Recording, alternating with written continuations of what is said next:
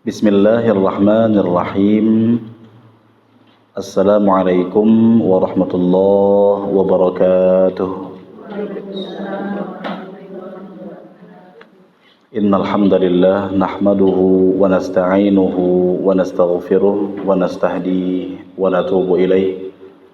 Wa na'udzu billahi min shururi anfusina wa sayyiati a'malina. Man yahdihillahu fala mudilla lahu wa man yudlil fala hadiya lahu. Wa ashhadu an la ilaha illallah wahdahu la syarika lahu wa ashhadu anna Muhammadan 'abduhu wa rasuluh sallallahu alaihi wa ala alihi wa sahbihi wa man sara ala nahjihi wa iqtafa bi atharihi ila yaumiddin. Amma ba'd. Ma'asyiral ummahat, para jamaah ibu-ibu Majelis Ta'lim Masjid Darussalam At-Taqwa yang semoga senantiasa diberikan rahmat, keberkahan serta penjagaan oleh Allah Subhanahu wa taala. Alhamdulillah ibu-ibu sekalian, kita bersyukur kepada Allah Subhanahu wa taala yang telah memberikan kepada kita di siang hari yang berbarokah ini kenikmatan-kenikmatan terbesar.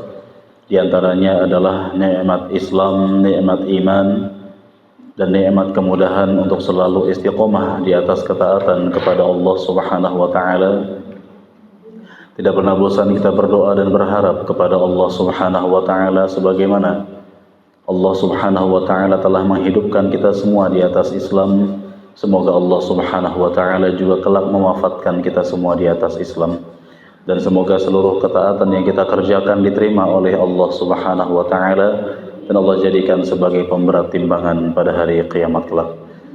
Salawat dan salam semoga senantiasa tercurahkan kepada Rasul kita, panutan terbesar kita, suri tauladan terbaik kita, Muhammad ibnu Abdullah al-Qurashi al-Hashimi sallallahu alaihi wasallam, beserta seluruh keluarga besar beliau, para sahabat-sahabat beliau radhiyallahu anhum ajma'in, dan orang-orang yang mengikuti beliau dengan baik hingga hari kiamat kelak. Ibu-ibu sekalian rahimani wa rahimakumullah, izinkan kami menyapa terlebih dahulu seperti biasa.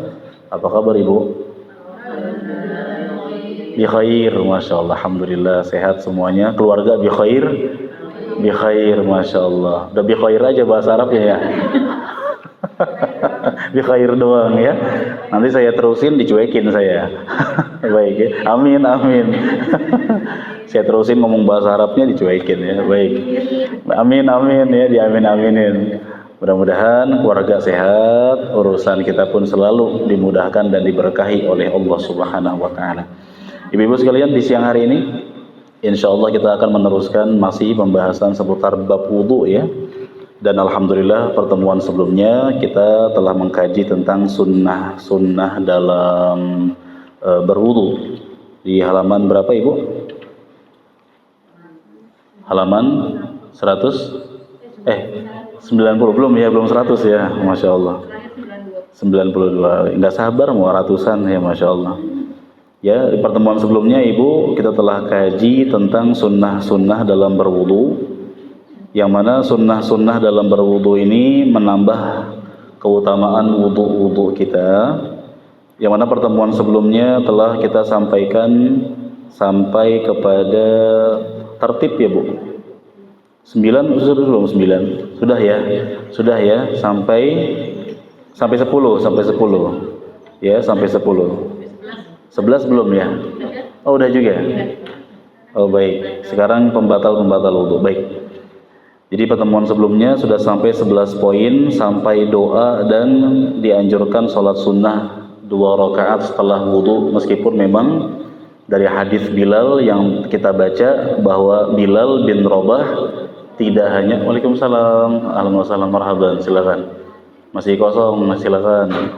Di depan bu, depan boleh nggak apa-apa? Di depan. Ya, silakan. Depan saya juga ada kosong ini, masya Allah. Jaraknya terlalu jauh ya. Jadi yang Bilal bin Rabah radhiyallahu anhu lakukan tidak hanya 2 rakaat, namun sekuat beliau. Kita pun demikian ibu, diambil kesimpulan juga atau faedah dari hadis Bilal, dianjurkan untuk memperbarui wudu setiap hadas. Ya, meskipun waktu sholat masih lama. Ya, dianjurkan setiap kita batal perbarui wudu. Setiap batal perbarui wudu, baik di siang hari maupun di malam hari.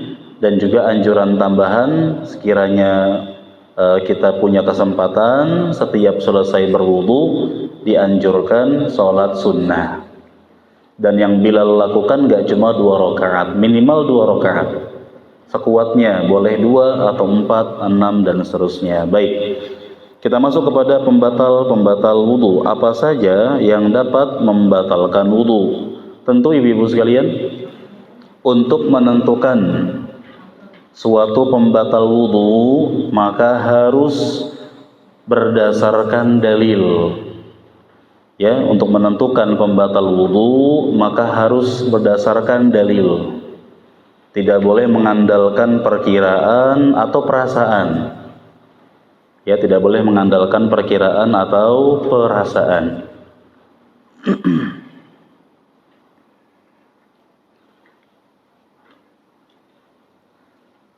Jadi nggak boleh sembarangan dalam menentukan pembatal wudu. Ya, harus berdasarkan dalil.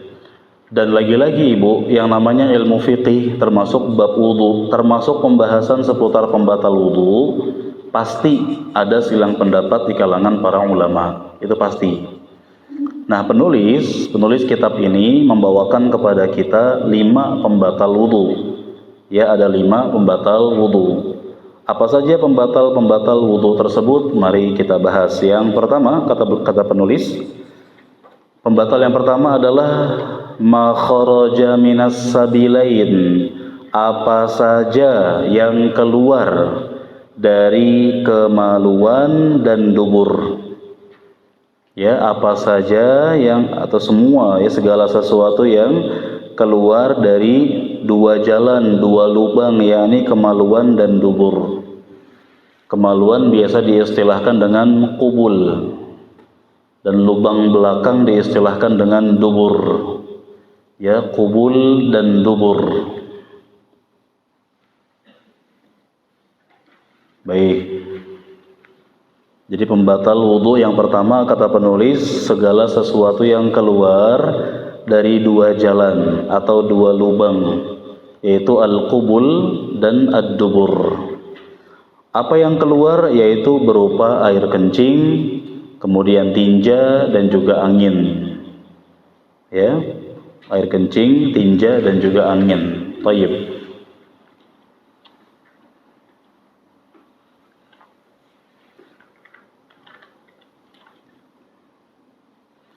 Mengapa demikian ibu-ibu sekalian, rahimani wa rahimakumullah? Karena penulis membawakan dalil-dalilnya. Ya, pertama firman Allah surah Al-Maidah ayat 6. Ini ayat yang panjang. Di antara kutipannya Allah berfirman, auja'a ahadun minkum minal ghaid, di halaman setelahnya. Ya, ibu, di surah Al-Maidah ayat 6 itu isinya tentang cara wudu, sekaligus nanti ada keterangan tentang pembatal wudu. Nah, di antara pembatal wudu kata Allah, atau kalian kembali dari tempat buang air. Maksudnya di antara pembatal wudu adalah buang air, baik buang air besar, buang air kecil.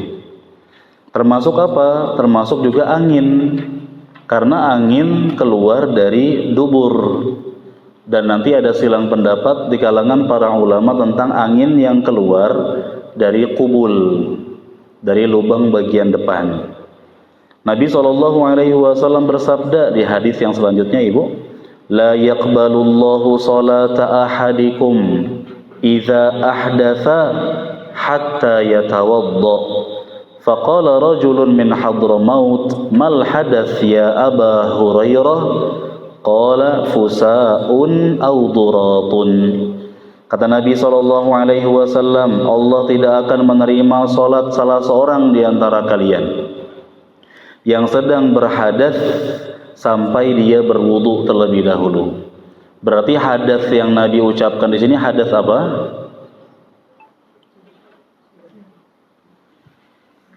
Cuekin aja nggak apa-apa, Bu. Baru mulai loh, Bu, kita, Bu. belum belum dinyalahin ya. belum connect ya. Ibu, lihat kata Nabi, Allah tidak akan menerima sholat salah seorang di antara kalian yang berhadas sampai berwudu terlebih dahulu. Hadas apa yang hilang dengan cara wudu? Ada yang bilang besar tadi itu, bisik-bisik. Mana orangnya coba? Ibu, hadas kecil. Hadas yang dihilangkan dengan cara wudu hadas apa? Hadas kecil. Kalau hadas besar seperti bercampur, mens, nifas, harus apa? Mandi. Nah di hadis ini sampai dia berwudu, berarti hadas apa? Hadas kecil. Makanya selanjutnya ibu terusannya, salah seorang dari Hadramaut ini salah satu kota di Yaman ya. Di Yaman ada kota-kota besar, diantaranya Hadramaut. Orang yang berasal dari Hadramaut biasa disebut dengan Hadrami. Dan di Indonesia ini yang wajah-wajah keturunan Arab biasa keturunan dari Yaman. Ada yang Hadramaut, ada yang Son'a dan lain-lain. Taib. Salah seorang dari Yaman, dari Hadramaut bertanya kepada Abu Hurairah yang meriwayatkan hadis ini, "Wahai Abu Hurairah, apa itu hadas?" Abu Hurairah menyebutkan diantara contohnya adalah apa? Buang angin, fusaun. Ibu, fusaun dari kata fasa yafsu fusaan, fus yakni buang angin tanpa suara. Ya, fusaun artinya buang angin tanpa suara. Ya, atau duratun dari kata darito yadritu durat, yang artinya buang angin dengan suara. Baik. Abu Hurairah radhiyallahu anhu ditanya sama laki-laki dari Hadramaut, ya seorang Hadrami, apa itu hadas wahai Abu Hurairah? Abu Hurairah menyebutkan salah satu contoh hadas, yaitu buang angin. Baik buang anginnya dengan suara maupun tanpa suara, keduanya sama-sama pembatal apa? Pembatal wudu. Baik. Begitu pula yang keluar berupa madhi dan juga wadi, yang juga pernah kita bahas ibu dalam pembahasan benda-benda yang dianggap najis. Ada madhi, ada wadi. Kalau madhi itu air apa? Yang keluarnya kapan? Madhi. Gak apa-apa, saya tungguin, gak apa-apa. Yang keluar ketika lupa. Ketika syahwat memuncak. Kalau wadi, ketika itu ibu paham, ketika itu. Waktu itu fahimna, masya Allah ya, paham semuanya waktu itu. Jadi rindu masa itu ya bu ya, waktu itu pada paham, masya Allah.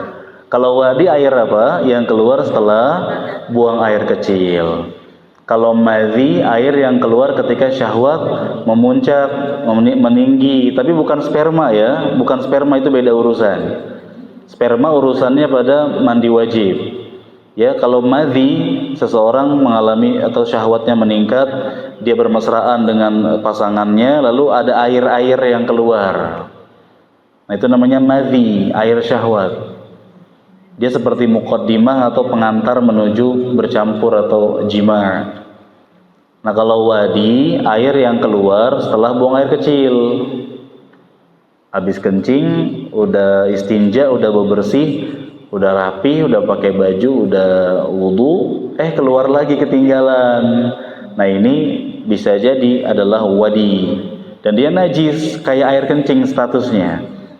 Baik madhi maupun wadi sama-sama najis. Ya, ini termasuk hadas ya ibu, termasuk hadas.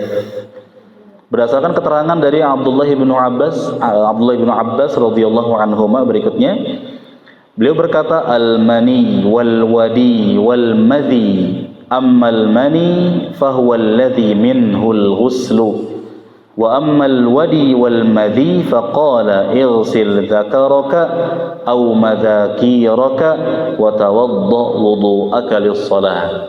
Kata Abdullah bin Abbas, ada mani, ada wadi, ada madhi. Ada 3 macam air ya. Lalu kata beliau, adapun mani atau sperma maka harus mandi besar, mandi wajib.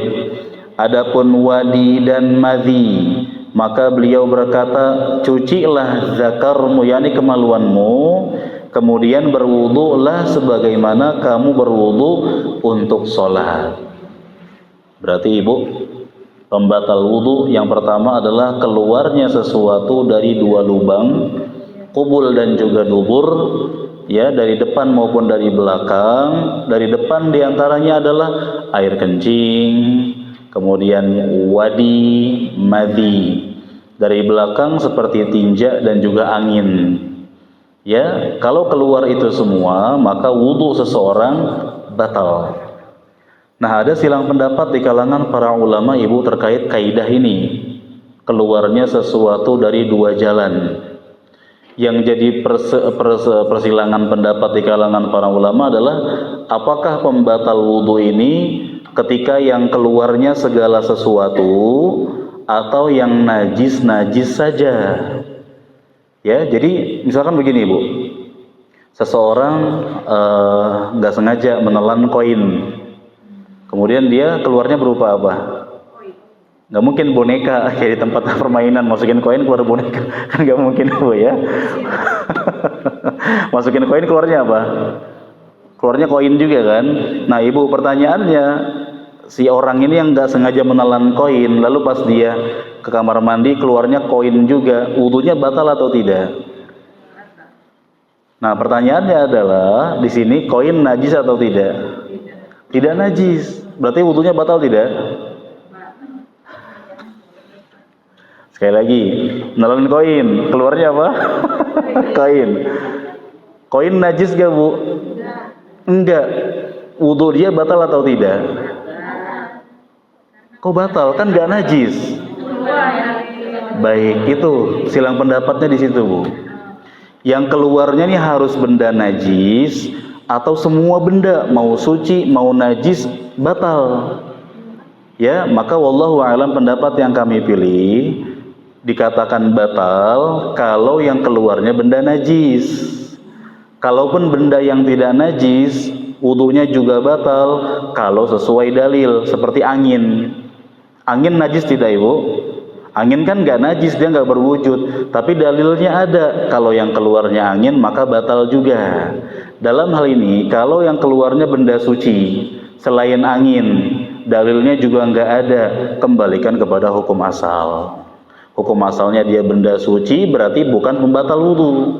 Maka orang yang tadi nelan koin, keluarnya koin, batal nggak wudunya?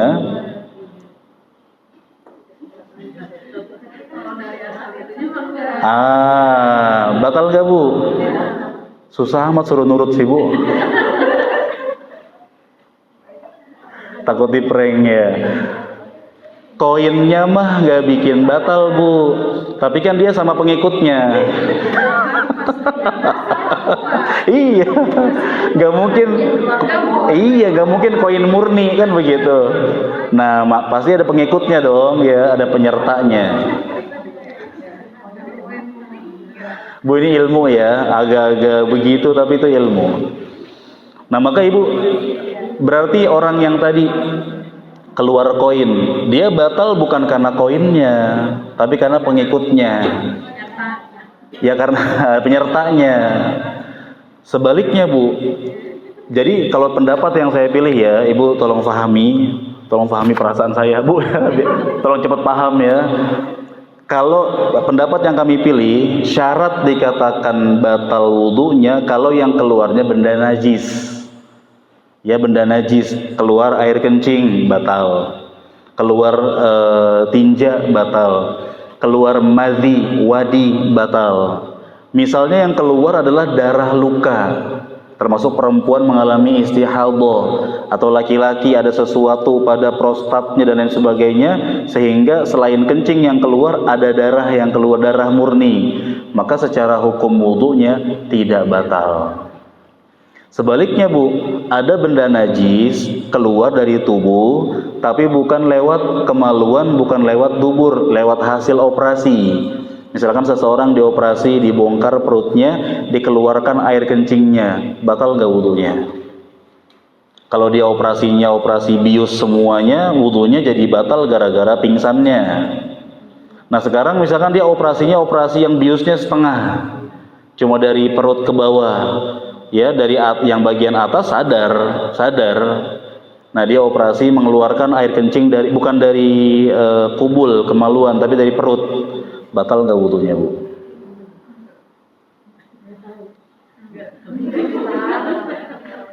Tadi dulu, saya lihat tanggal dulu ya. Oh akhir bulan, pantesan ya. Hari guru ya, hari guru lagi malas belajar nih, ibu ya. Pendapat yang kita pilih bahwa pembatal wudhu itu harus benda najis. Berarti kalau yang dikeluarkannya adalah air kencing, meskipun bukan dari kemaluan, wudhunya batal juga. Jadi syaratnya yang keluar berupa apa? Benda najis. Ya, makanya kalau yang keluarnya bukan benda najis, wudhunya nggak batal. Ya, yang keluarnya benda yang suci. Tapi kan tadi ya, pasti dia punya pengikut, nggak sendirian. Maka para ulama zaman sekarang juga pernah berbincang masalah, ibu tahu kopi luwak? Kopi luwak kan aslinya kan biji kopi yang dimakan oleh luwak. Luwak tuh apa? Hewan apa dia tuh? Musang, kayak ya musang kan. Dia makan ini biji kopi, ditelen. Keluarnya berapa? Kopi saset kan enggak? Bisa jadi. Dia keluarnya berapa apa bu keluarnya? Biji kopi juga. Bukan kayak ancur, bukan. Dia makan biji kopi nih, dimakanin sama dia, keluarnya biji kopi juga. Nah di sini ibu, kembali ke pendapat yang saya pilih tadi, dinamakan pembatal wudhu kalau yang keluarnya benda najis. Kalau yang keluarnya benda suci, wudhu nggak batal. Yang suci tetap suci meskipun keluar dari tempat yang jorok. Kecuali kopi udah berubah bentuk tadi itu, ditelan sama si luwak, keluarnya udah ya beda bentuk. Itu berarti kotorannya si luwak najis. Nah sekarang kan ketika dia makan kopi, keluarnya berupa apa? Biji kopi kan. Hukumnya apa ini secara status najisnya? Suci atau najis ibu? Kan pas mau diseduh pasti dibersihin dulu dong. Gak mungkin natural baru keluar banget cemplungin, kan enggak. Dibersihin dulu. Biji kopinya najis atau suci? Suci. Berarti boleh nggak dikonsumsi? Boleh nggak minum kopi luwak? Bukan yang saset bu ya, yang aslinya, kopi luwak yang asli. Boleh nggak? Boleh, nggak apa-apa. Meskipun yang saset katanya ekstrak dari situ juga, boleh, nggak masalah. Ya kenapa? Loh, tapi kok berarti seseorang minum tinjaknya luwak? Bukan tinjaknya luwak, itu kopi. Karena keluarnya berbentuk kopi. Kecuali bentuknya udah kayak karamel cair kan beda lagi urusannya ibu, bentuknya udah beda. Ini keluarnya kan berupa biji kopi juga, dia suci. Oleh karena itu, kalau seseorang mengeluarkan benda suci dari tubuhnya, dari arah tempat kencing atau lewat dubur, maka secara status asal itu benda suci, berarti wudhunya tidak batal. Sama juga orang yang keluar darah dari dua lubang, darah luka ya, maka secara wudhunya dia tidak batal bu. Ya, sebagaimana perempuan yang mengalami istihadhah. Apa istihadhah? Darah penyakit, bukan menstruasi. Secara hukum wudhunya tidak batal. Meskipun lagi-lagi ibu, ini permasalahan yang diperselisihkan oleh para ulama. Ada ulama berpendapat semua benda yang keluar dari dua lubang, mau najis mau tidak, batal wudhunya. Ada pendapat demikian. Ya alasannya karena angin juga bikin batal. Nah mereka juga berbincang-bincang masalah angin yang keluar dari depan. Emang ada bu dari depan keluar angin? Bisa juga ibu ya. Ya kalau laki-laki nggak pernah, ya malah bahaya. Kalau perempuan mungkin mengalami. Batal atau tidak wudhunya ibu? Dari depan. Batal alasannya karena. Nah pertanyaannya bu, dari depan dinamakan buang angin bukan? Mau buang angin dari depan misalnya gitu. Nah wallahu a'lam, kata sebagian ulama kalau dari depan bisa jadi dihasilkan dari pergesekan atau lipatan tubuh sehingga menghasilkan angin yang keluar. bukan seperti angin yang keluar dari lubang belakang yang dihasilkan dari lambung lewat usus dan lain-lain. Maka wallahu alam dari depan bukan termasuk pembatal wudu pendapat yang saya pilih. Meskipun lagi-lagi Ibu ada silang pendapat di kalangan para ulama. Baik, seputar pembatal yang pertama Ibu jelas ya? Paham ya insyaallah ya. Jadi semua yang keluar dari dua lubang batal. Kecuali orang yang mengalami salisul baul atau penyakit beser yang sudah parah. Kencingnya keluar sendiri. Ya, kencingnya keluar sendiri karena penyakit. Tugas dia setiap mau sholat adalah bebersih dulu, bersihin. Kemudian wudhu, kemudian dia boleh pakai pampers dewasa atau alat penampung khusus, dan dia boleh sholat dalam keadaan seperti itu. Yang penting tugas dia adalah sebelum sholat bersihin dulu. Ya, ketika dia sholat, dia pakai pampers dewasa misalkan, dia sholat, terus kencingnya terus keluar selama sholat, enggak batal. Kenapa? Karena dia sedang sakit. Ya, masuk dalam kategori firman Allah, la yukallifullahu nafsan illa wus'aha. Allah tidak akan membebani seseorang melainkan berdasarkan apa? Kemampuannya.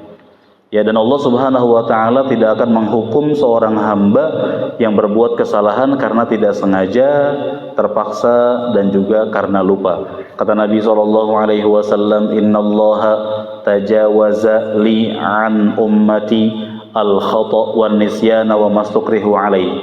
Sesungguhnya Allah tidak akan menghukum umatku atas kesalahan yang dikerjakan karena khata', enggak sengaja, wan nisyan, lupa, wa mastukrihu alaih, dan yang terpaksa.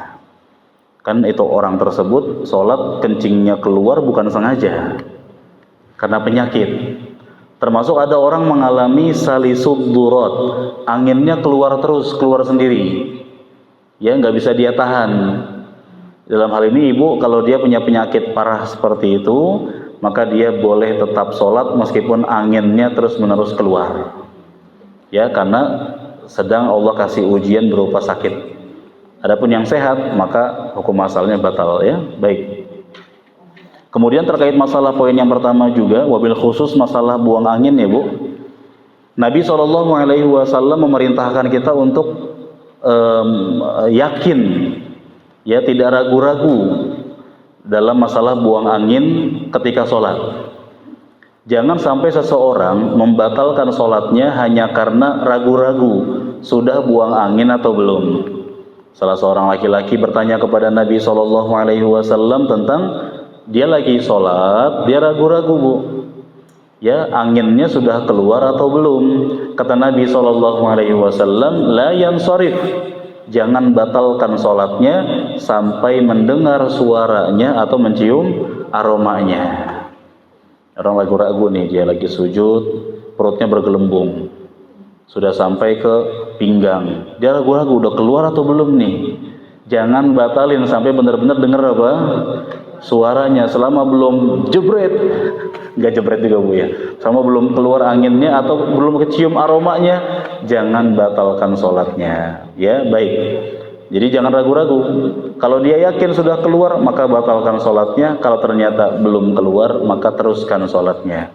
Makanya Nabi juga membolehkan kita untuk tunaikan hajat dulu kalau mau sholat.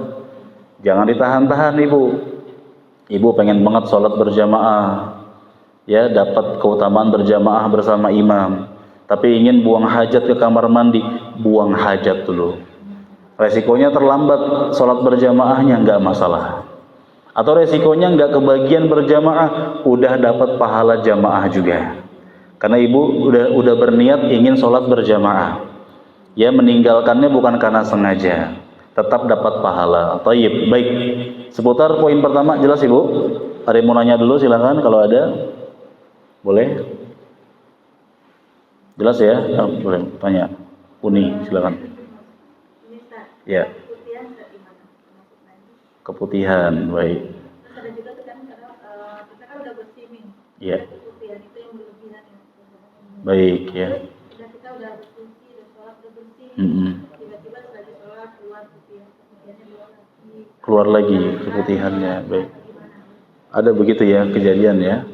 Jadi lagi sholat tiba-tiba ada putih-putih. Oh, bukan putih-putih ya. Lagi sholat ada putih-putih. Enggak ya, bukan gitu ya. Putih-putih kayak guling gitu ya terbang. Kalau itu mah pukul aja ya. Ibu, rutubah atau keputihan dirincikan oleh para ulama. Kalau keputihannya terjadi sedang penghantar menuju bercampur, menuju jima. Ya, kalau itu terjadinya penghantar menuju jima, maka dia dihukumi najis oleh sebagian ulama. Ya, dengan alasan bercampur dengan madhi. Ya, jadi keputihannya bercampur dengan madhi. Tapi kalau sudah terjadi atau sedang terjadi bercampur atau jima, timba sudah masuk ke dalam sumurnya, termasuk juga dalam momen selain itu. Ya, momen lagi diem dia keluar, maka kembali kepada hukum asal. Hukum asal segala sesuatu adalah suci. Sampai ada dalil yang jelas, yang terus terang, yang tegas, yang menunjukkan akan kenajisannya. Nah, maka kalau keluarnya tadi pas lagi sholat, di luar sholat, sebelum sholat, bukan momen yang saya sebutkan tadi, maka kembali ke hukum asal, suci. Kalau memang benar-benar itu keputihan, ya, begitu kata para ulama. Meskipun ada ulama lain mengatakan semua keputihan itu najis, di semua momen apapun dia najis. Alasannya tadi karena keluar dari kubul. Wallahu a'lam, pendapat yang kami pilih karena nggak ada dalil dari Nabi SAW yang menyatakan bahwa keputihan itu najis, maka kembali ke hukum asal. Pertanyaannya, zaman Nabi, para ibu-ibunya mengalami keputihan nggak?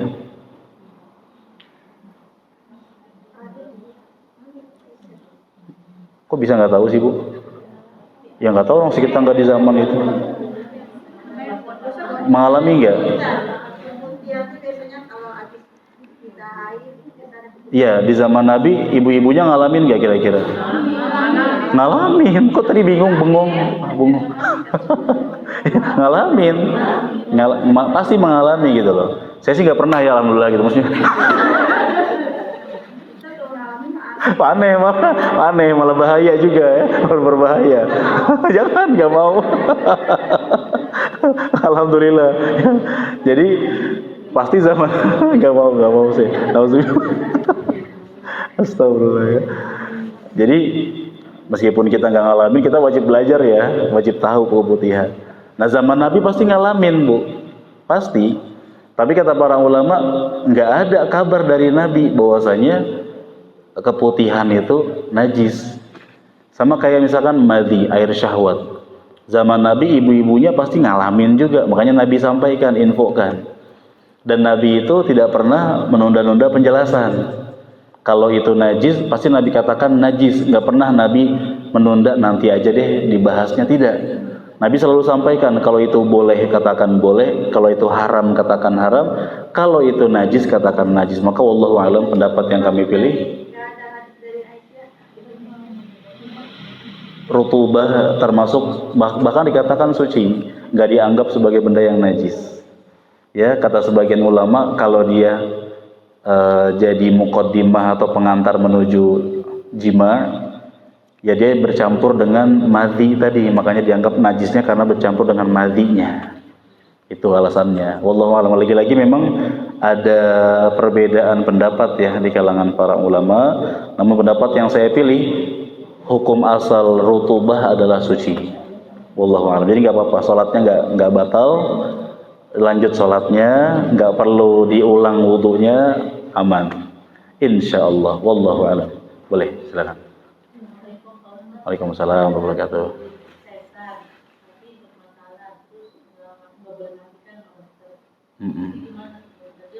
Habis sesar terus,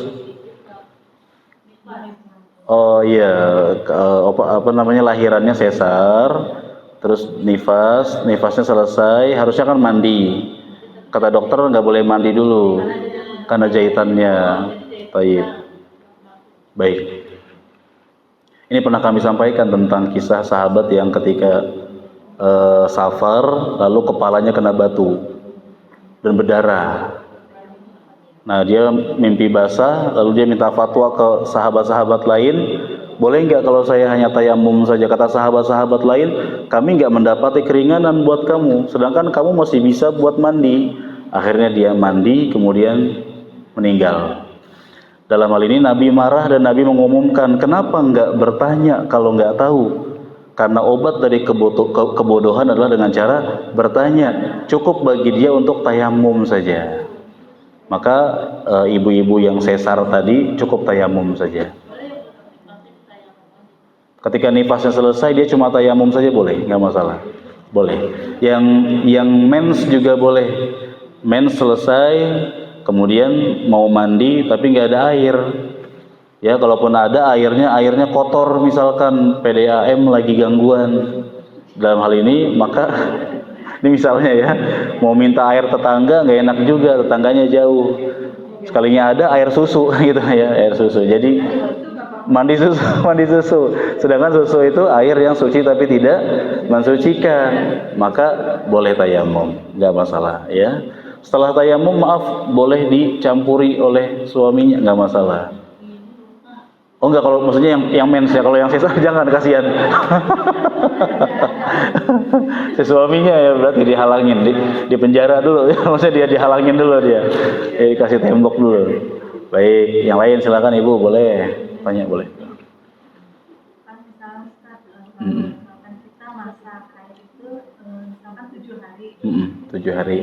Terus setelahnya pas 5 hari kita udah bersih. Ya. Tapi kita nggak mandi dulu gitu. Nunggu 7 hari. Nunggu sampai 7 hari. Baik. Nah, tapi ternyata kalau misalkan pas 7 hari itu, misalkan di hari ke-6 itu memang ternyata udah belum bersih. Cuma sekarang kita nunggu 7 hari. Terus itu hukumnya gimana? Baik, bagus sekali, Masya Allah. Jadi seorang perempuan misalkan biasa ngalamin mens 7 minggu.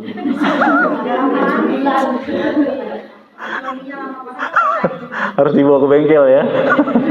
7 hari Bu, 7 hari. Udah hari kelima, udah-udahan nih, udah bersih, udah ngerasa suci. Emang boleh ngerasa suci?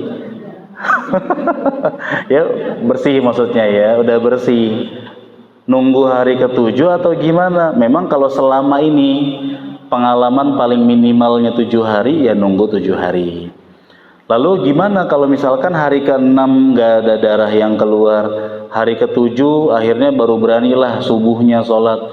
Hari ke-6-nya gimana, dosa enggak? Enggak. Karena memang tugas para perempuan adalah berusaha memperkirakan. Karena memang kata para ulama tidak ada durasi minimal maupun maksimal untuk menstruasi. Kalaupun mau dipaksain harus ada minimal maksimal, kata para ulama, mens itu minimal 1 hari, maksimal 2 minggu. Misalkan contoh begini, ada seorang perempuan, dia keluar darah dari subuh dia keluar darah. Nah, zuhur total berhenti, zuhurnya total dia berhenti. Asar juga sama, nggak ada darah yang keluar. Tiba-tiba dia maghrib udah langsung mau sholat, nggak bisa. Kata para ulama minimal mens itu sehari. Berarti kalaupun dia mau sholat besoknya silahkan. Kalau memang dia kebetulan belum tahu minimal maksimalnya dia, karena dia pemula dalam menstruasi, dalam artian mungkin baru-baru baligh kan begitu. Dalam hal ini bisa diterapkan. Tapi kalau sekiranya selama ini minimal 7 hari, hari kelima udah merasa sok suci, bukan sok suci ya, sudah bersih. Bukan sok suci ya, sudah bersih, tunggu sampai hari ke-7 nggak masalah. Juga boleh juga ketika untuk meyakinkan dicek dengan sebuah kain atau kain basah atau kapas atau apapun. Ketika untuk meyakinkan dia, siapa tahu masih ada bercak-bercaknya, berarti menunjukkan dia masih mens. Ya, karena memang di zaman Nabi SAW ibu-ibunya ketika mens nggak seperti ibu-ibu zaman kita sekarang. Tiap hari mandi, kan begitu. Ya mereka bisa mandinya nanti tunggu selesai mensnya. Nah maka wajar kalau ibu-ibu zaman sekarang suka ragu-ragu nih, kok udah bersih ya? Karena mereka tiap hari mandi. Zaman sekarang ya, tiap hari mandi, tiap hari dibersihkan. Makanya seakan-akan baru beberapa hari sudah bersih. Karena tanda-tanda bekas darahnya pun ikut bersih juga. Dalam hal ini untuk lebih meyakinkan pakai seperti kain basah atau tisu atau apapun yang semisal dengan itu untuk meyakinkan. Wallahu a'lam. Jelas ya? Baik, berarti sekarang tugasnya adalah tugas ibu-ibu tersebut boleh juga menentukan pengalaman baru. Misalkan begini, ya sudah kalau gitu pengalaman terbarunya adalah minimal mensnya bukan 7 hari lagi tapi 5 hari. Karena kata para ulama cara menghitungnya kembali ke kebiasaan masing-masing perempuan. Wallahu a'lam. Ya, ada lagi? Boleh Ibu silakan. Waalaikumsalam warahmatullahi wabarakatuh. 2 minggu, iya. Baik. Iya, iya. Benar, bagus sekali. Gimana caranya nih kalau sekiranya udah 2 minggu masih keluar darah? Ya, dalam hal ini memang darah mens kan ada ciri-cirinya, Bu. Apa ciri-cirinya? Ini lagi-lagi saya tahu bukan karena udah pernah ya. Tapi saya baca ya, saya baca. Kata para ulama begini, Bu, ciri-ciri darah mens: merah gelap. 1, merah gelap. Bukan kayak merah darah luka ya, merah gelap. Yang kedua, teksturnya lebih kental. Ya, lebih kental. Yang ketiga, baunya bukan bau darah segar, bau tidak sedap. Karena dia penyakit kan dia, bau tidak sedap. Nah, kalau misalkan udah 14 hari, darahnya masih keluar, dicek ciri-cirinya. Ternyata lebih ke kayak darah segar, maka itu istihabah, darah penyakit. Darah penyakit seperti mungkin ada pendarahan pada dinding rahimnya dan lain-lain, maka tetap wajib sholat. Setiap mau sholat bersihin, nanti pakai pembalut, pas sholatnya nggak masalah. Ya, istri Nabi ada salah satu yang mengalami darah penyakit selama 7 tahun, nggak nanggung-nanggung, 7 tahun, subhanallah. Dan Nabi mengabarkan bahwa itu adalah tendangan dari tendangan-tendangan syaitan. Ya, setan bisa melukai anak Adam dengan izin Allah. Dalam hal ini, ya, saya lupa namanya, salah satunya, ya, bertanya kepada, nanti di buku ini ada insya Allah, di babnya ada, ya. Jadi istri Nabi SAW mengadukan tentang darah yang keluar 7 tahun, Bu, bayangin, Masya Allah. Bukan 2 pekan lagi, 7 tahun.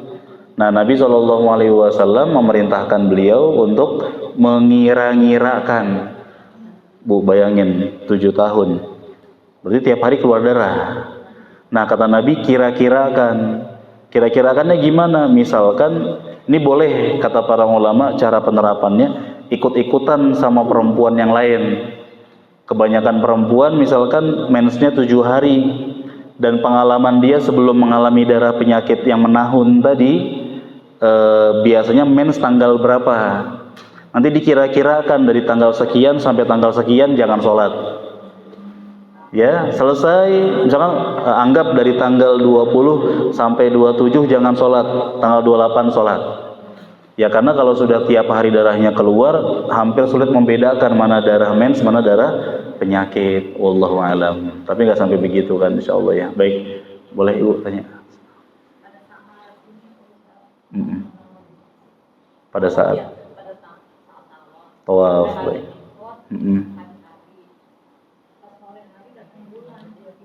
Udah sempat tawaf belum? Belum. Tetap dijalani tawaf yang buat badan. Boleh nggak? Oh, tawaf sambil mens. Oh, baik. Baik ya. Pertama, kalau sudah ambil miqat, sudah niat buat atau berihlal melafatkan untuk umroh atau haji, labbaik Allahumma umratan, maka semua prosesi umroh harus diselesaikan. Asalnya begitu. Tapi untuk tawaf wajib, ya, kata sebagian ulama. Karena ada yang membantah juga. Untuk tawaf wajib dalam keadaan suci. Termasuk suci yang dimaksud suci dari hadas besar. Kalau dia tawaf dalam keadaan hadas kecil, masih ada ulama yang mengatakan sah. Masih. Tapi kalau tawaf sambil mens, nah ini tidak sah. Dalam hal ini masih agak mending kalau pas tawaf belum mens nih, pas tawaf nih, tawaf sampai 7 putaran selesai, pas sa'inya mens, sah umrohnya, terusin aja sa'inya. Tapi kalau dia sudah tahu dia mens, dia tawaf, maka dalam hal ini apa kata Nabi kepada Aisyah waktu Aisyah ikut berhaji bersama Nabi SAW? Silahkan lakukan semua prosesi manasik haji, hanya saja jangan tawaf, kata Nabi. Jadi lempar jumroh silahkan, wukuf di Arafah, kemudian mabit di Muzdalifah, tapi untuk tawaf tidak. Ya, karena tawaf nggak boleh dalam keadaan junub atau hadas besar seperti mens. Maka gimana kalau tawafnya tidak sah, maka sa'inya juga tidak sah dan umrohnya juga ngeri ya ngomongnya ya.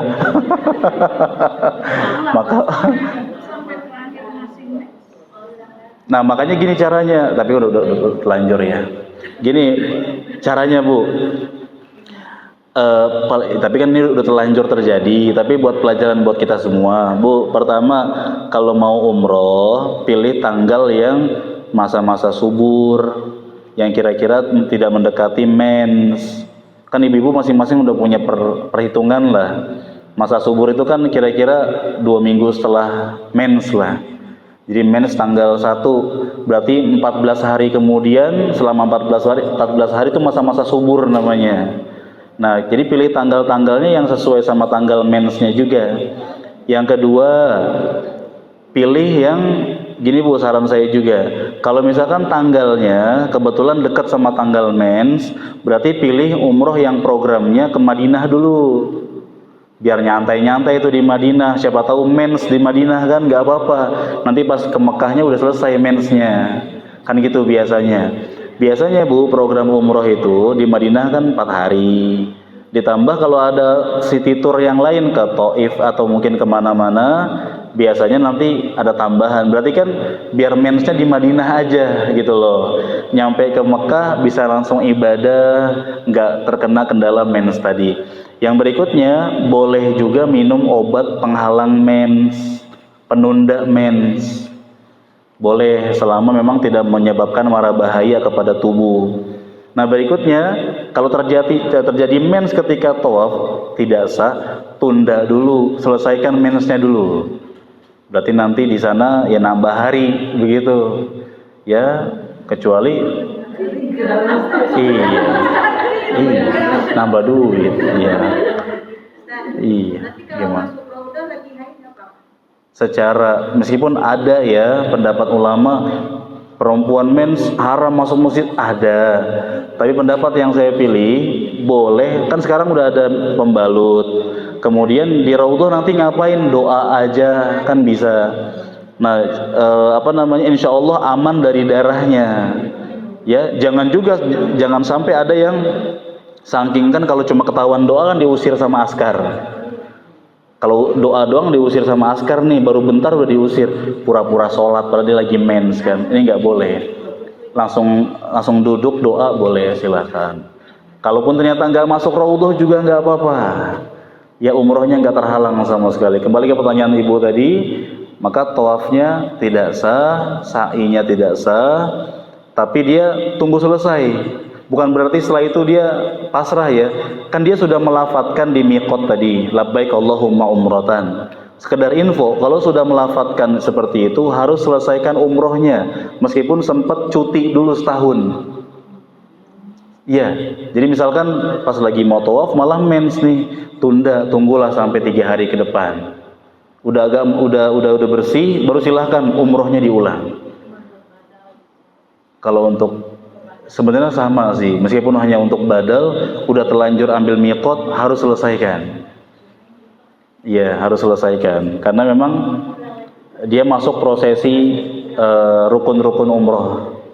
Harus selesaikan, nggak boleh dia batalkan kecuali ada penyebab yang sangat syar'i. Ya, wallahu a'lam. Meskipun cuma buat badal, tetap selesaikan. Ya, wallahu a'lam. Nanti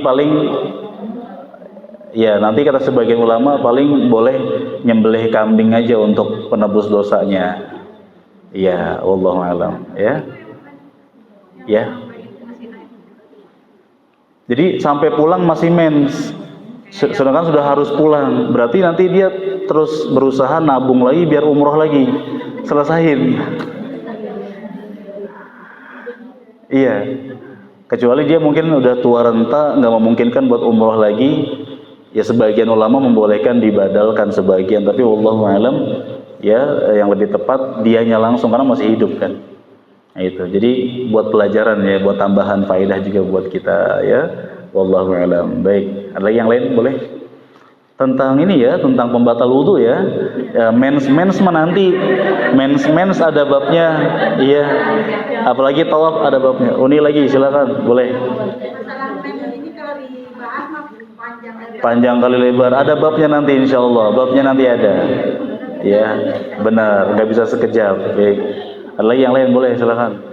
Rajab mau nanya apa? Iya, nanya. Jadi tunjuk tangan tadi. Nggak ada ya? Nggak ada nih. Nggak ada ya Bu ya? Kayak ragu-ragu nih. Baik ya. Kalau nggak ada kita lanjut dulu. Berikutnya Bu. Di antara pembatal wudu yang selanjutnya adalah yang kedua apa? Tidur nyenyak, tidur pulas. Apa tolak ukur pulas atau nyenyak? Kata penulis, sampai tidak tersisa sedikit pun kesadarannya. Baik dalam keadaan duduk yang mantap di atas tanah, nggak nyender maksudnya, ataupun tidak. Ya, pembatal wudu yang kedua adalah tidur nyenyak. Dikatakan nyenyak kalau apa Ibu? Tidak tersisa sedikit pun apa? Kesadarannya. Jadi udah masuk ke alam mimpi. Mau dia duduk tanpa nyender atau rebahan atau apapun posisinya, kalau dia tertidur sampai masuk ke dunia lain, batal wudunya. Kalau tidurnya tidur, orang nyebut tidur ayam ya, kata orang tidur ayam. Berarti yang tidur bukan ayam ya. Kalau tidurnya tidur tidak nyenyak, ya masih bisa disadarkan dalam waktu sekejap, maka kata para ulama tidak batal. Terkait masalah tidur Ibu, ada sekurang-kurangnya ada bisa sampai 6 pendapat, tapi yang terkenalnya 3. Ada 3 pendapat di kalangan para ulama tentang hukum tidur. Apakah membatalkan wudu atau tidak? Pendapat yang pertama, pendapat penulis di sini, yang diikuti oleh penulis. Atau saya sebutkan lagi Ibu. Pendapat yang pertama, tidur membatalkan wudu secara mutlak. Ya, tidur membatalkan wudu secara mutlak. Walaupun sebentar. Ya, bukan pendapat penulis di sini, bukan ya, beda lagi. Ya, tidur membatalkan wudu secara mutlak. Secara mutlak tuh gimana Bu? Mau nyenyak, mau nggak nyenyak, mau ayam, mau orang, mau bebek, ya, mau sapi, mau dia nyenyak nggak nyenyak, mau dia nyender mau tidak, mau rebahan atau duduk, apapun posisinya, dia tidur batal. Ini ketat sekali pendapat ini memang, ya, subhanallah. Nanti dalilnya juga dalil yang disebutkan oleh penulis di kitab ini, tapi pemahamannya beda-beda. Ya, Nabi SAW bersabda, "Man nama falyatawaddo." Barang siapa yang tidur, hendaknya dia berwudu. Nabi nggak merincikan nyenyak atau tidaknya. Gara-gara Nabi tidak merincikan, kata ulama kubu yang pertama, berarti semua bentuk tidur membatalkan wudu. Batal wudunya. 1. Pendapat yang kedua, tidur tidak membatalkan wudu secara mutlak. Tidur tidak membatalkan wudu secara mutlak.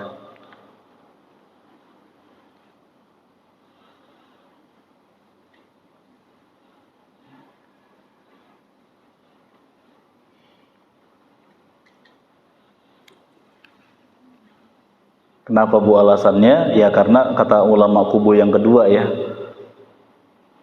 Pertama, persaksian Abdullah bin Abbas ketika pernah tahajud bersama Nabi SAW. Yang waktu itu Abdullah bin Abbas sedang di rumah bibinya dan bibinya merupakan salah satu istrinya Nabi SAW. Nah, Abdullah bin Abbas tahajud bersama Nabi. Jadi Nabi berdiri seperti ini. Nah, kalau Abdullah bin Abbas mau jadi makmumnya berarti sebelah mana bu berdirinya? Kanan apa kiri? Kanan kan? Nah, beliau waktu itu salah, ke kiri begini. Ditarik sama Nabi kupingnya, diarahin ke sini. Karena kan Abdullah kan kecil, maksudnya anak kecil ya. Waktu Nabi meninggal aja beliau masih 13 tahun umurnya. Beliau nimbrung begini, ditarik sama Nabi telinganya, bukan dijewer ya, ditarik telinganya lewat belakang begini, diarahin ke kanan. Jadi bukan ke depannya Nabi, tidak. Kalau ke depan berarti kan ngelewatin orang sholat, ini nggak boleh. Ke belakangnya, jadi bukan begini bu ya, ditariknya, lihat, kayak main catur saya, ya, tapi begini, ya, diarahin ke sebelah kanan. Setelah selesai tahajud, kan sunnahnya rebahan, ya, jadi untuk menghilangkan kepenatan, keletihan itu rebahan ringan. Nah, Nabi rebahan sampai ngorok-ngorok bu, ya, setelah bangun dari rebahan, ya Nabi SAW ada yang mengatakan sholat sunnah qobliyah subuh, ada yang mengatakan sholat sunnah qobliyah subuh dulu baru tidur, rebahan, ya rebahan ringan. Setelah rebahan Nabi bangun langsung ke Masjid Nabawi mengimami para sahabat, enggak wudu lagi. Ya, alasan yang kedua, ketika kita belum pernah bahas ya masalah waktu sholat isya. Ya, waktu sholat isya yang paling terbaik adalah di pertengahan malam. Tumben Nabi suatu malam kok isya nggak keluar-keluar. Ternyata Nabi sedang ada hajat dengan seseorang. Nah, para sahabat kan on time datangnya. Adzan isya mereka udah datang di Masjid Nabawi. Nabi biasanya nggak lama setelah itu keluar mengimami. Kok ini tumben nggak datang-datang? Dan para sahabat nggak ada yang berani iqomat sampai Nabi izinkan dulu. Nah, mereka setia menunggu Nabi sampai Nabi keluar menemui para sahabat. Mereka nunggunya sampai ketiduran, sampai ngorok-ngorok para sahabat di soft waktu itu. Nabi datangnya kapan bu? Tengah malam. Tengah malam baru Nabi datang. Kata Nabi SAW, ini adalah waktu sholat isya yang paling terbaik kalau aku tidak memberatkan umatku. Tapi faktanya memberatkan nggak bu? Berat ya, nanti oleng-oleng ya akhirnya pada berjatuhan, pada ngantuk. Nabi sekali-sekalinya aja waktu itu ngajarin ke para sahabat, ini waktu yang terbaik. Nah, para sahabat tadi nungguin Nabi sampai ngorok-ngorok bu. Nabi datang, sahabat langsung berdiri, langsung sholat. Nah, kata ulama-ulama kubu yang kedua, berarti tidur tidak membatalkan wudu. Makanya para sahabat langsung sholat, kata ulama-ulama kubu yang kedua. Ulama kubu yang ketiga dipilih juga oleh penulis kitab ini, pertengahan. Ya, tidur nyenyak membatalkan wudu dan tidak nyenyak tidak membatalkan. Ya, tidur nyenyak membatalkan wudu dan tidak nyenyak maka tidak membatalkan wudu.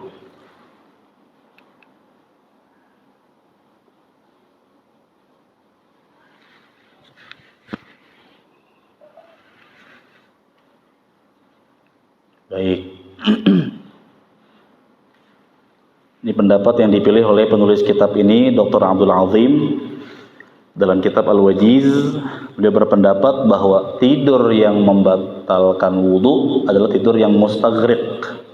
Mustaghriq itu maknanya tenggelam. Tenggelam maksudnya nyenyak, hilang kesadaran. Di antara tolak ukurnya kata sebagian ulama, ketika seseorang memegang pedangnya, lalu dia sadar dalam kondisi pedangnya udah jatuh. Ya, ini nyenyak, berarti batal. Dalilnya disebutkan oleh penulis dalam kitab ini, yang mana ibu-ibu sekalian, bagaimana ulama kubu yang ketiga menjawab pendapat ulama-ulama kubu yang kedua. Tadi yang kedua apa pendapatnya ibu?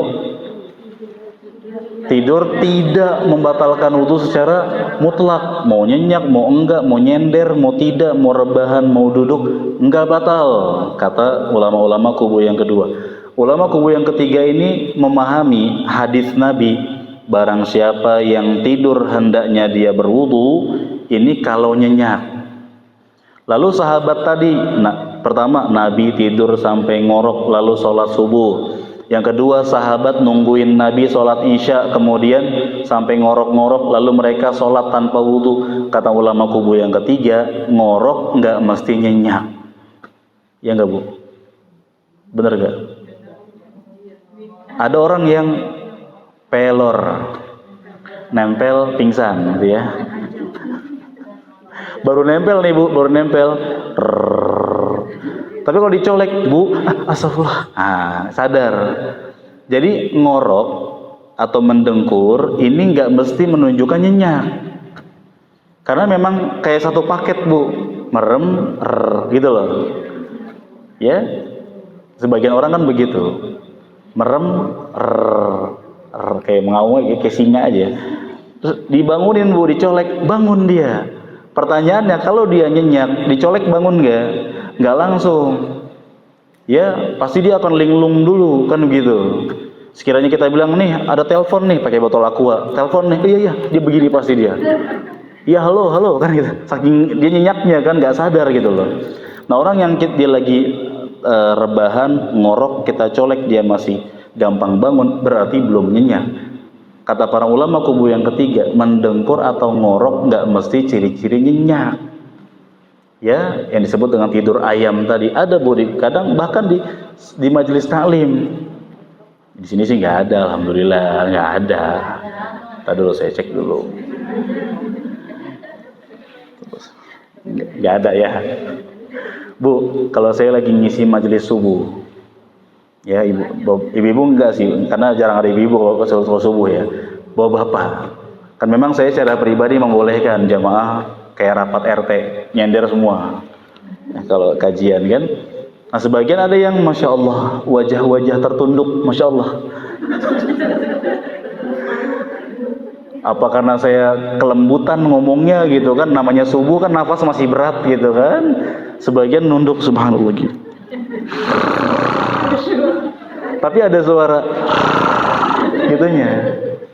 Nah, saya konflik batin nih dalam hati, bangunin apa enggak kan gitu kan.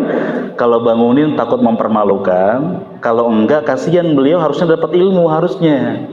Nah, namun saya cari fatwa para ulama ternyata boleh ngebangunin, bukan termasuk mempermalukan. Jadi saya minta tolong ke bapak-bapak yang lain, Pak, tolong Pak dibangunkan. Nanti beliau dibangunin, saya nggak ngelihat beliau biar nggak malu beliaunya, seakan-akan saya nggak lihat. Kalau didiemin, beliau tidur sampai selesai, nanti nggak dapat ilmu. Pulang ke rumah bilang ke istrinya, "Mah, mana sarapannya? Capek habis kajian ini." Padahal di kajian syahid ya. Baik. Dalam hal ini Ibu Dr. Abdul Azim pengarang kitab ini condong kepada pendapat yang mengatakan tidur membatalkan wudhu kalau nyenyak. Dalilnya kita baca. Dalilnya berdasarkan hadis Sofwan ibnu Assal radhiyallahu anhu, beliau berkata, "Kana Rasulullah sallallahu alaihi wasallam ya'muruna safaran alla nanzi'a khifafana thalathata ayyamin wa layaliyahunna illa min janabatin lakin min ghaitin wa baulin wa naum." Rasulullah sallallahu alaihi wasallam memerintahkan kami kalau kami sedang safar agar tidak perlu melepaskan sepatu-sepatu kami selama 3 hari 3 malam. Ini hukum mengusap di atas sepatu. Nanti babnya juga ada. Kecuali karena janabah atau junub. Akan tetapi kalau karena buang air besar, buang air kecil maupun tidur, maka tidak perlu dilepas sepatunya. Gini Bu maksudnya. Gue pernah dengar istilah wudu pakai sepatu, nanti bagian sepatu diusap apanya? Atasnya ya, punggung telapak sepatunya ya. Kalau sedang safar berlaku 3 hari 3 malam. Kalau tidak safar atau mukim sehari semalam. Ya ibu misalkan di rumah lagi agak kedinginan mau pakai kaos kaki terus, boleh ibu wudu dulu kayak biasa, nanti pakai kaos kaki. Pas udah pakai kaos kaki misalkan buang angin, nanti ketika mau wudu jangan dicopot kaos kakinya, wudu kayak biasa normal, bagian kaki usap atasnya aja begini. Anggap ini kaki seperti ini atau begini, 1 kali aja ya. Nah kalau lagi safar 3 hari 3 malam. Meskipun selama pakai kaos kaki, ibu buang air kecil, buang air besar, buang angin dan tidur, nggak masalah. Nanti bangun tidur wudu jangan dicopot kayak biasa. Nah di sini kata Sofwan ibnu Asal, kecuali kalau janabah. Ya mimpi basah atau bercampur berarti harus mandi wajib. Kalau mandi wajib berarti harus dicopot kaos kakinya. Tapi kata beliau, tapi kalau cuma karena buang angin, buang air dan juga tidur, nggak perlu dicopot. Nah di sini Nabi menyamakan buang angin, buang air dan tidur. Tidur disebut sebagai pembatal-pembatal wudu, disejajarkan dengan buang air dan buang angin. Maka tidur menjadi pembatal wudu karena hadis ini. Juga hadis yang selanjutnya Ibu dari Ali bin Abi Thalib radhiyallahu anhu, Rasulullah sallallahu alaihi wasallam bersabda, "Al-ainu wika'us sah, faman nama falyatawadda." Mata itu adalah al-ainu wika'us sah, bahwasanya mata adalah pengikat untuk dubur. Kalau mata itu terbuka, Bu, dubur tertutup. Kalau mata tertutup atau tidur, dubur terbuka. Makanya orang ketika tidur wudunya batal, karena kemungkinan ketika dia tidur anginnya keluar. Karena kata Nabi, mata itu ikatan buat dubur. Kalau mata kebuka, dubur tertutup. Mata tertutup, dubur terbuka.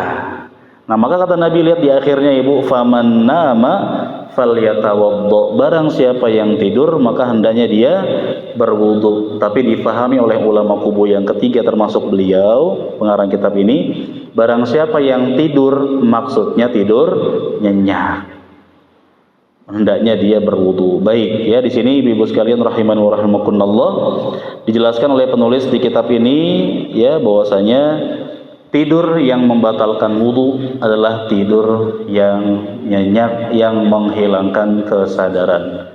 Wallahu a'lam. Ya, tapi kalau masih, kan orang kalau tidur ada beberapa fase ya Bu. Fase enggak nyenyak, cuma merem doang nih. Merem, diem, tapi otak berisik, banyak pikiran maksudnya. Udah ditidurin gak bisa-bisa nih gitu kan, karena berisik nih otaknya gitu kan, banyak pikiran. Nanti ada pada fase kedua, baina-baina ya. Jadi antara sadar nggak sadar. Nah jadi kayak lagi di Mekah tapi anginnya masih angin periuk gitu loh. Kayak depan Ka'bah tapi kamar, Ka'bah dalam kamar kali, masih nggak sadar nih Bu. Yang ketiga baru tuh nyenyak.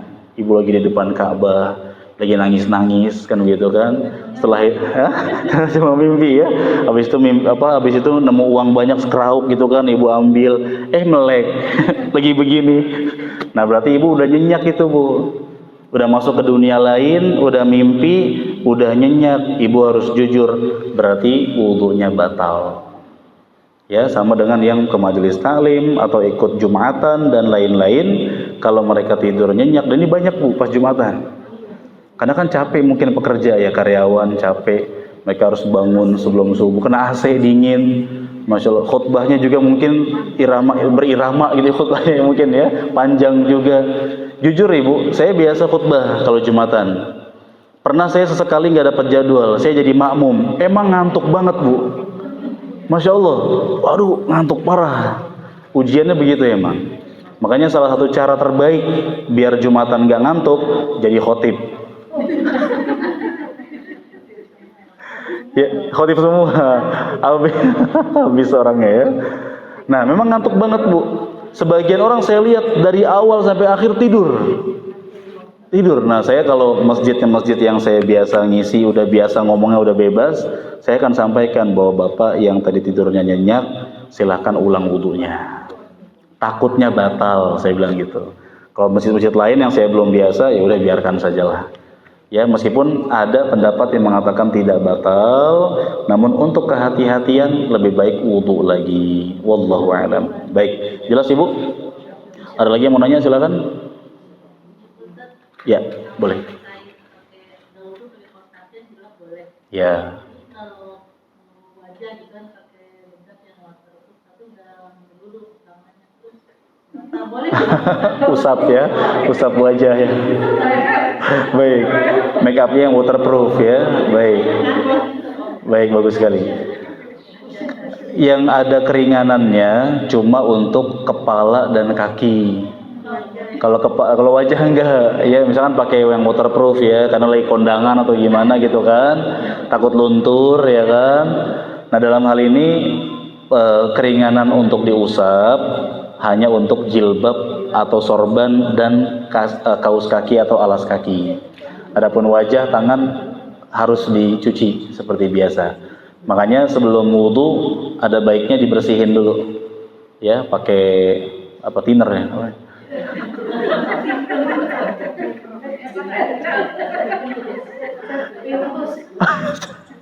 Spiritus. Waterproof soalnya. Ya. Iya. Ini bukan termasuk penghalang ya. Kecuali kalau pengantin mungkin kita arahkan dia untuk jamak sholat masih agak boleh. Pengantin ya, karena kan pengantin misalkan biasanya kalau dihiasnya kan pas siang kan biasanya kan pengantin itu jam 11-an. Nah sebelum dia didandanin dia wudu dulu kan gitu. Nanti jam 12 misalnya bisa ditinggal sebentar, atau mungkin dia niatkan jamak takhir lah, sholatnya nanti pas asar bisa. Jadi udah ada diniatkan. Kalau dia nggak ada niat, dia meninggalkan sholat namanya. Sama ibu juga mungkin yang punya bayi, lagi nidurin bayi, nidurinnya misalkan jam 1 belum sholat zuhur nih misalnya. Ya, bayi kadang banyak dramanya kan gitu. Niatin di hati jamak takhir karena nidurin bayi nih. Kalau dilepas nangis-nangis, nggak ada yang jagain, guling-gulingan, takut jatuh dan seterusnya kan. Niatkan jamak takhir. Setelah itu nanti ketika dia nidurin bayi ikut tidur juga kadang-kadang kan, bangun jam 4 tinggal sholat jamak takhir aja. Tapi jangan kebiasaan, jangan dibiasakan. Wallahu a'lam. Jelas ya? Ada lagi? Sama kan nggak safar, jadi tetap sempurna 4-4. Nah, ada lagi? Ya, cukup? Tidak ada pertanyaan? Karena paham ya insya Allah ya. Baik. Kalau gitu kita cukupkan. Di pertemuan selanjutnya kita akan sampaikan pembatal selanjutnya. Semoga Allah berikan kemudahan. Kita ketemu lagi dalam keadaan sehat walafiat insyaallah. Barakallahu fikunna wa sallallahu wa sallam ala nabiyyina Muhammad wa akhiru da'wana alhamdulillahi rabbil alamin. Subhanakallahumma bihamdika asyhadu an la ilaha illa anta astaghfiruka wa atubu ilaik. Wassalamu alaikum warahmatullahi wabarakatuh.